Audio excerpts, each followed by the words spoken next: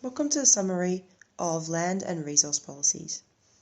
So first of all, we know that neo-structuralism is the term given to the post-neoliberal economic approach that tries to encourage private action but sees the state take an active role in promoting certain industries as well as in addressing the social deficit of neoliberalism. Neo-structuralist policies towards resource extraction has been called the new extractivism. The idea of new extractivism is that it specifically gives the state a role in the extraction of natural resources, and the state uses the profits from this extraction to address the social deficit, that is, to fund social programs. So, in this way, the new extractivism seeks to use resource dominance to achieve other goals, namely the addressing of poverty. This will, in the long run, create a more diversified economy, as there are more people able to participate in economic activity who are not just living under the poverty line. Now, there are of course other important aspects of contemporary mineral policies beyond just what they use the profits for, and that is namely how they address other issues relating to the extraction of raw material, the long-standing issues and legacies of mineral extraction in the region. We looked at a number of these issues in class, but today I'll just recap one, which is how they address the problems that come with resource dependency. As we know, resource dependency can lead to Dutch disease, which leads to lower growth levels overall. Latin American countries address this issue with a two-pronged strategy.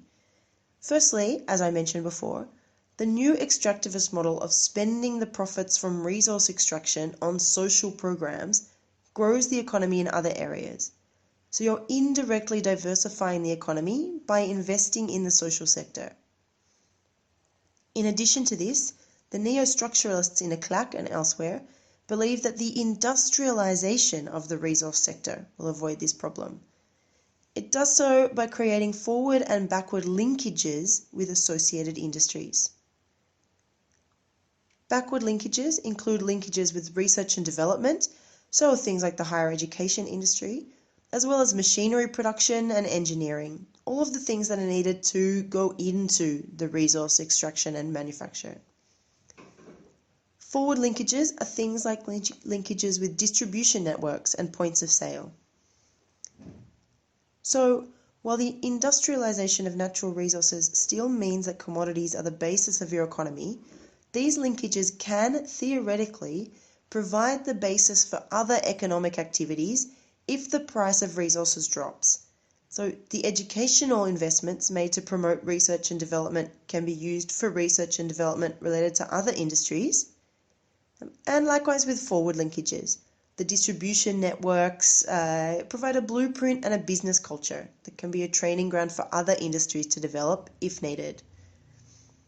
But beyond what the linkages can provide if the price of resources drops, the industrialization of resource extraction grows other parts of the economy, even if they are associated with resources, to make the entire range of productive activities greater. The question is, are you convinced? This is the theory, and it's what the policy is based on, but as we know, theory and reality don't always match up. So you should critically engage with the strengths and the weaknesses of this policy, as well as every other one we look at in class, to evaluate for yourself whether or not you think it is an economic policy that will help Latin America develop economically in the future. Created using Powtoon.